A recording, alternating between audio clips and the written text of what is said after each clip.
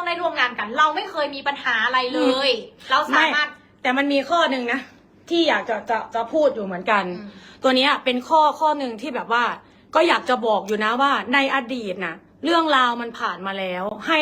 ในใจของอีกุกเนี่ยให้อภัยไปแล้วก็เหมือนให้อภัยในหลายๆสิ่งหลายๆอย่างเรื่องยากก็นี่ก็เคยให้อภัยมาแล้วแต่ขอถามกับแน่ว่าเอื่อยเจ้าว่าเปลี่ยนนิสัยเนี่ยบ่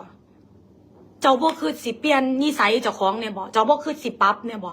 แล้วคนข้างๆเจ้าน่ะเขาฮักเจ้าเขาคือบ่เตือนเจ้าแน่ใน